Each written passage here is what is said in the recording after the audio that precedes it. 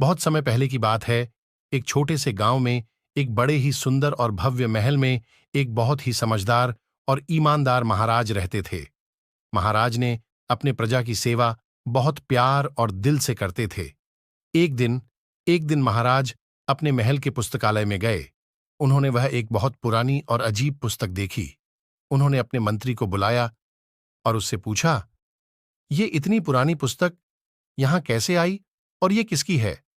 मंत्री ने उत्तर दिया, महाराज, ये तो एक बहुत पुरानी पुस्तक दिखाई देती है। लगता है ये बहुत खास पुस्तक है। महाराज ने तुरंत उसे खोलकर पढ़ने का निर्णय किया।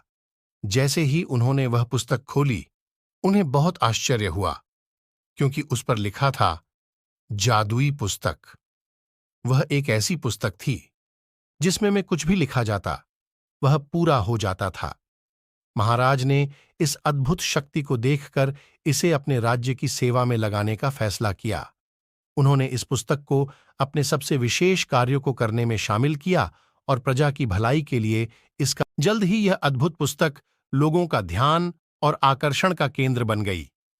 एक दिन गांव के एक गरीब लड़के रामू ने महाराज से इस पुस्तक को देने की विनती की और महाराज को बताया कि वह पुस्तक उसके दादाजी की है, जिसे उन्होंने अपनी सिद्धियों से हासिल किया था।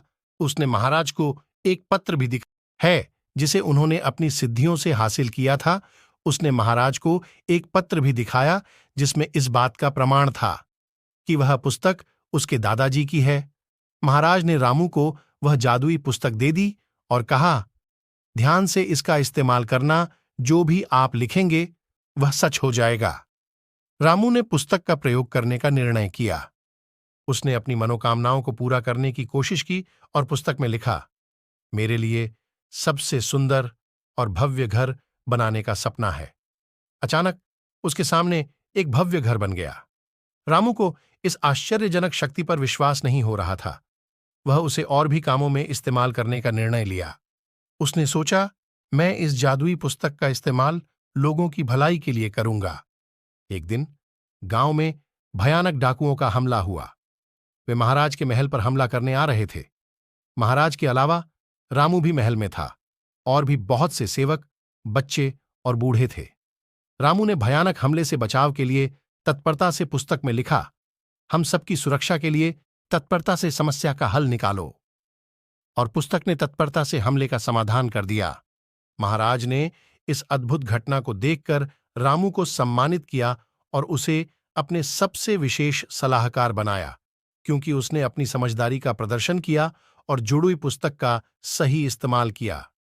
रामू ने सबको सिखाया कि इस शक्ति का इस्तेमाल सिर्फ भलाई के लिए करना चाहिए और समस्याओं का समाधान करना ही सच्चे इंसान की पहचान है। इस तरह रामू ने जादुई पुस्तक की मदद से लोगों के जीवन में सकारात्मक परिवर्तन लाया और खुद भी महानायक बन गया। सहायता और साझेदारी का महत्व। रामू ने जादुई पुस्तक की शक्ति को पहचाना और इसे समाज के भले के लिए प्रयोग किया। हमें इससे यह सीख मिलती है कि हमें दूसरों की मदद करनी चाहिए और साथ मिलकर समस्याओं का समाधान करना चाहिए।